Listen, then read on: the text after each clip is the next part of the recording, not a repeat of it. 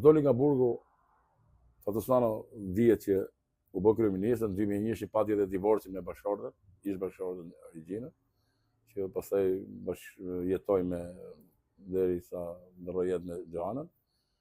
Fatosmano shkoi ke babai vet, një djeri Thanas Nano, dhe unë kam qenë shoqërues personal. Fut këtë derë dhe që Thanasi, ishte drejtori i televizion shqiptar në kohën e Verozit, njëri korrekt, njëri familje e shkëlqyer ata, nën e bab intelektual. Edhe unë e dëgjosha nga këtë derë dhe i thosh or Fatos, çfarë do bësh me Sali Berishën? Futem burg më se të shkatroj familjen, të shkatroj politikën, të shkatroj. Bushku i thoshte, ai edhe ne shqyrtërisë, o Bushki thonë, nuk mund të bëj unë Akmarrit fus Sali Berishën e ta bëj hero me durrët e mia. Kështu që kjo ishte vlera më e madhe atij që nuk ishte Akmarrës. Mos harro se Fatosmano si shkatron familjen, deshi drogun vajzën, kur ishte në gjimnazi, kur ishte vjeçare, i kam bërë të 99, por ai me pjekurinë e vet, me inteligjencën e vet, me zgjuarsinë e vet, i përballoi gjithë i vetëm.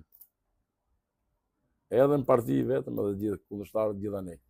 Dhe partinë e majti nuk e përçau me përjashtim të 2003-2004, kur revanshisti, njeriu më i keq që ka pasur në Partisë Ilir Meta, i bëri puçin sociale u bashku me Berishën dhe hoqën nga pushteti, e hoqën nga politika.